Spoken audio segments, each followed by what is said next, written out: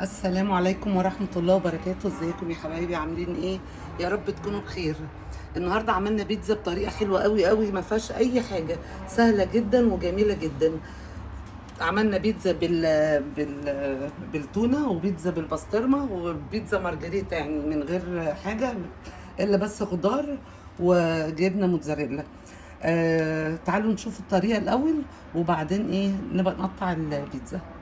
معانا كيلو دقيق، هنحطه كده في قلب العجان. لو ما عندكيش عجان طبعا نعمل العجين على ايدينا، مفيش اي مشكله. كده كيلو دقيق، هنحط عليه شويه ملح كده، شويه صغيرين يعني، وهنحط شويه زيت.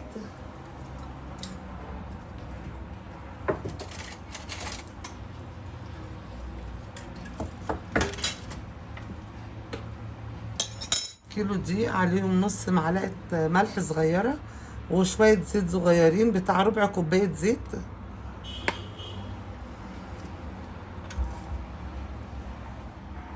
وهنجيب فين الخميره بس،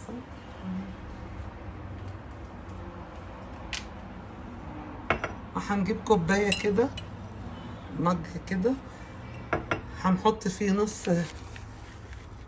نص كوبايه ميه، وعليهم بتاع نص معلقه او معلقه خميره، معلقه صغيره خميره، لان المعلقه ديت انا مش مليها قوي خميره. وهنحط فيها معلقه سكر،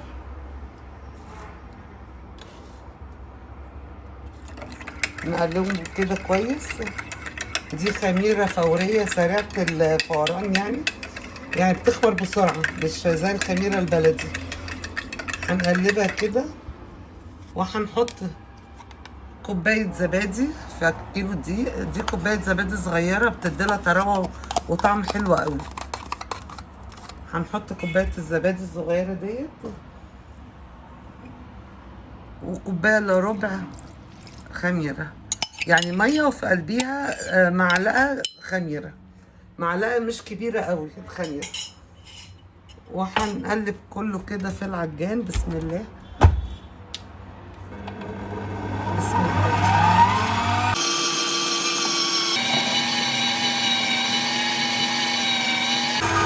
كده هنزود العجينه ميه دافيه، يعني فتره كده ما تبقاش سخنه. هنزود العجينه الميه ديت لغايه ما تطلع.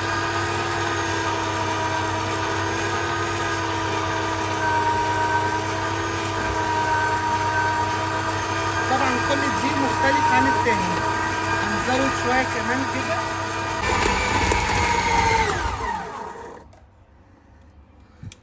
كده العجينه اتعملت اهي. بسم الله. انا طبعا غيرت السلاح بتاع العجان، كان الاول اللي هو الحلزوني دوت، غيرته وحطيت اللي هو الكف ده. كده هي العجينه خلصت. هنعرف منين؟ هنلاقي الحله بتاعتها نتفت، الحله بتاعت العجان نتفت.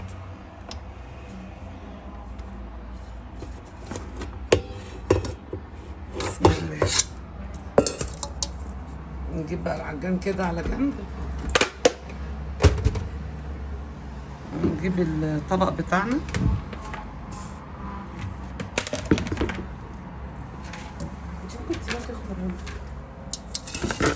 لا، عشان نغطيها كده. بسم الله. هنحطها هنا تخمر. لازم نلاقي العجينة اتضعفت وتاخد راحتها في الخمر علشان تتفرد على طول. احنا قسمناهم الاتنين قطعتين اهمت. هنغطيها بقى لغايه اما تخمر.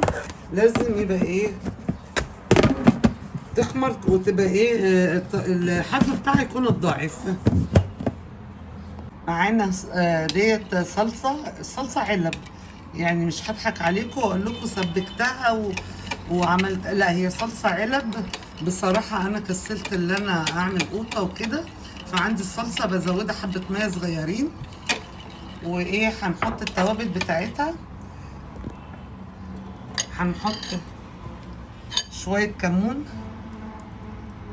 انا كاتبه اهوت على على الطقم بتاع التوابل علشان ما اقعدش ادور. هنحط حبه كمون،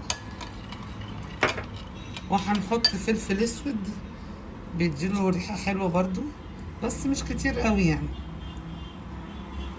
وهنحط زعتر، ده شيء اساسي طبعا. الزعتر احنا بنحب الزعتر قوي، تديله ريحه حلوه قوي. وهنحط طبعا الشطه، شويه ملح الاول، وهنحط شطه عشان احنا بنحب الحاجه سبايسي شويه كده. طبعا الشطه ديت بمزاجكم يعني. هنحط بصل بودر، وهنحط توم بودر بيديله ريحه حلوه قوي، وبس. وهنقلب كله كده مع بعض علشان دوت الايه الصلصه اللي هتتحط على الوش.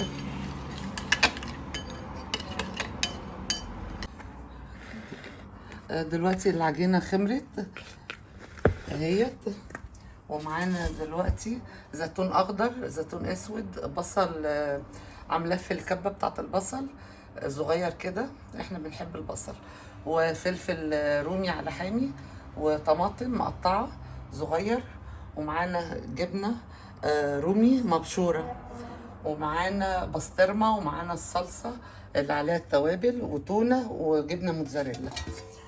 هنجيب الصينيه وهنجيب العجينه. انا العجينه قسمتها لاتنين، قسمها لاتنين. بسم الله. هنجيب العجينه كده ونبططها. بسم الله. انا عندي بصراحه النشابه بس مكسله اعملها بالنشابه، فبرضو بتتفرد بتبقى حلوه قوي. بسم الله. نفرد العجينه كده ونرجع لكم. كده طلعوا معانا 3 صواني.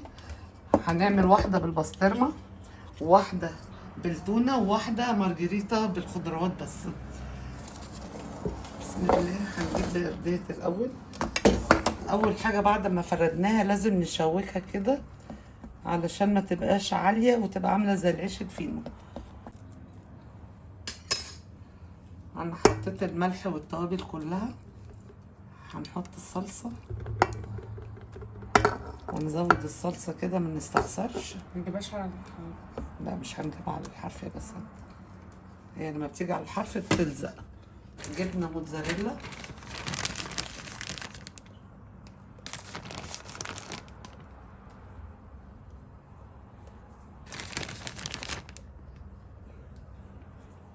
نجيب العدسة،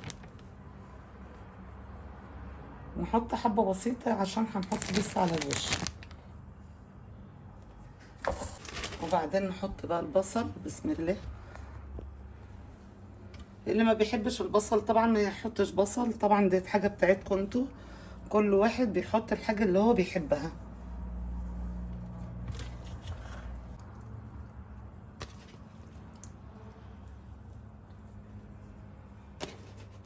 نحط اللي بالبسطرمة الأول.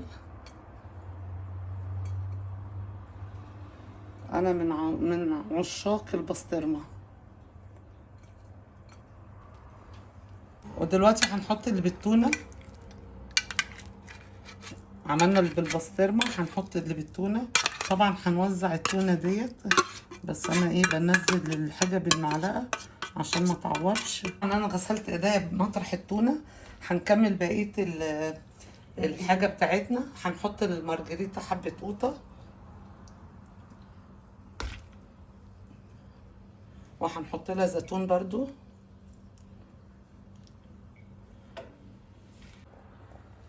وهنحط فلفل. مش محطين فلفل علشان الفيديو كده طول قوي. هنحط الجبنة رومي،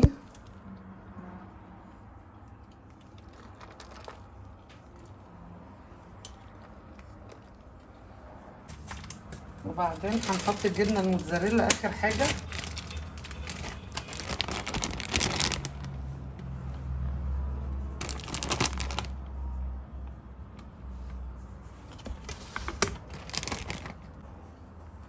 هنحطها في الفرن ونرجع لكم. دلوقتي ديت استهدت شويه والاتنين دولت سخنين جدا، فهنقلب ديت مع بعض نطلعها على طبق التقديم. بسم الله، بس على الله بس ما تتكسرش. بسم الله ما شاء الله. إيه، ولا لازقه ولا اي حاجه. بص الصينيه، بص الصينيه مش لازقه خالص. التانيين سخنين جدا. ديت نقطعها مع بعض. بسم الله. يعني سخنه بس ايه يعني ممكن تتقطع.